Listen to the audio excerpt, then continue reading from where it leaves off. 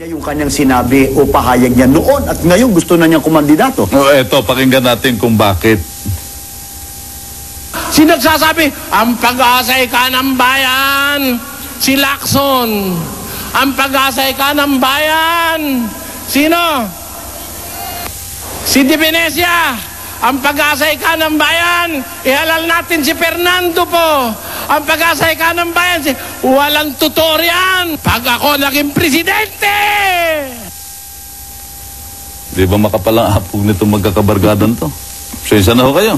Pero isipin pagkatapos na sabing wala kay Senator Lacson ng Pag-asa, wala kay Ginoong Di Venecia, wala kay Fernando po Jr. Ang Pag-asa raw pala nado sa brother nila. Napakinggan niyo yung komento nung walang ya na marunong daw gumalang sa kapwa-tao. Tingnan ho natin. Totoo bang sinabi ni Brother Eli na nasa kanyang pag-asa at wala doon sa mga kandidato ng pagka-presidente? Inaangkin ni Brother Eli nasa kanyang pag-asa? Ganun ba yun? Ito po original.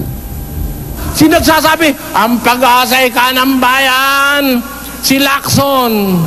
Ang pag-asa'y ka ng bayan, sino? Si Di Venecia. Ang pag-asa'y ka ng bayan, ihalal natin si Fernando po.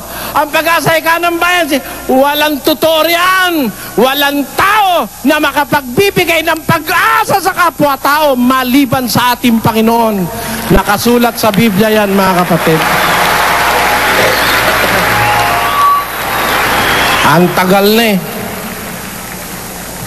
Ang tagal na natin Relihiyon at politika. Lagi na lang tayong pinapaasa pag ako naging presidente.